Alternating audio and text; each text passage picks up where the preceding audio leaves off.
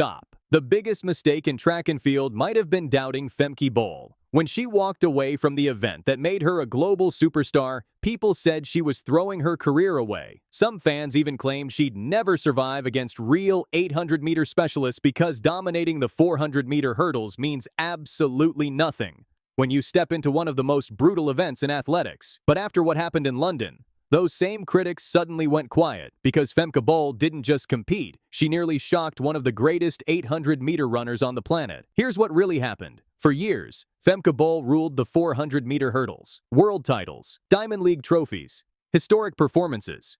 She had already built a legacy that most athletes only dream about. So when she decided to leave that comfort zone and chase the 800 meters, almost nobody understood why. Most champions protect what they've built. Femke wanted a new challenge. She wasn't asking how many more medals she could win. She wanted to know just how great she could become. But moving to the 800 meters isn't simple. It's a completely different world. You need speed, endurance, perfect race tactics, and the ability to suffer for 2 brutal laps. History is filled with world-class sprinters who tried moving up and failed.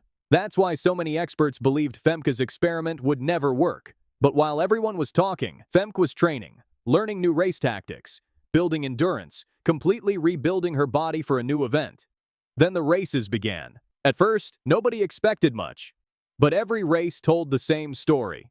She kept getting faster. She wasn't fading in the final 200 meters.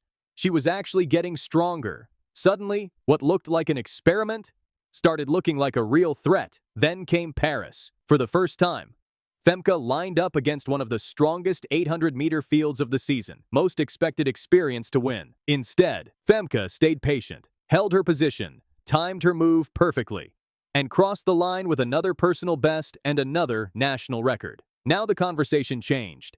Fans weren't asking if she belonged anymore.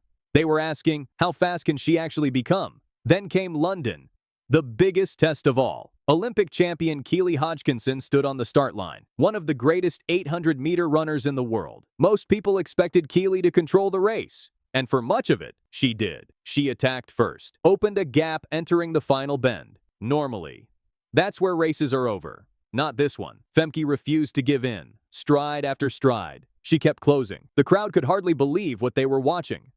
Keely held on to win, but the margin was far smaller than almost anyone expected. And that race changed everything. Because the result wasn't the biggest story. The performance was. Femke Bol had officially arrived as a genuine 800-meter contender. No longer a former hurdler trying something new.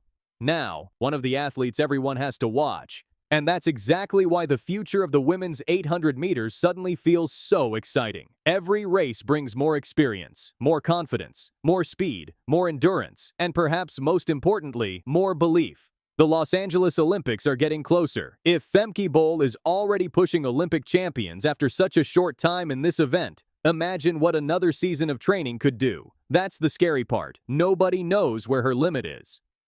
Comment below. Can Femke Bol eventually defeat Keely Hodgkinson over 800 meters? Or will Keely remain the queen of the event? And if you love track and field stories, rivalries, and breaking athletics news, subscribe now, because the biggest battles in sprinting and middle distance running are only just getting started.